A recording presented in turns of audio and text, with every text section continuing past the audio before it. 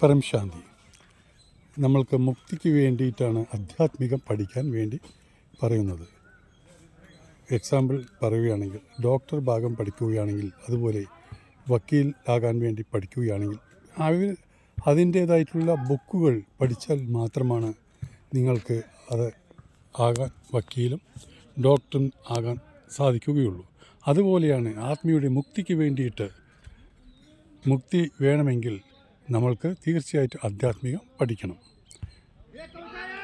ആധ്യാത്മികം പഠിക്കുന്ന സമയത്ത് അതിനു മുമ്പ് തന്നെ നമ്മൾക്ക് ടെൻഷനും സ്ട്രെസ്സും അങ്ങനെ പല വിധത്തിലുള്ള കാര്യങ്ങളെല്ലാം ഉണ്ടാകാറുണ്ട്.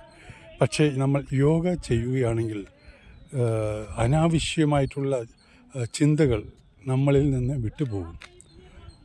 നമ്മൾ എന്താണോ മറ്റുള്ളവരെ പറ്റി നിന്ദിക്കുക, മറ്റുള്ളവർ അവരവിടെ പോയി ഇവരവിടെ പോയി, ആ ഭാഗം തന്നെയാണ് മറ്റുള്ളവരുമായി നിങ്ങൾ ഷെയർ ചെയ്യുകയാണെങ്കിൽ നിങ്ങൾക്ക് അതിൻ്റേതായിട്ടുള്ള കർമ്മ ബന്ധം നിങ്ങൾ പുനഃസ്ഥാപിക്കും.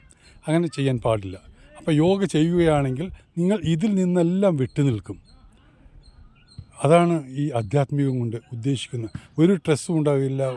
മനഃശാന്തി, പരം ശാന്തി മാത്രമാണ് നമ്മൾക്ക് ഉണ്ടാകുന്നത്. പരം ശാന്തി.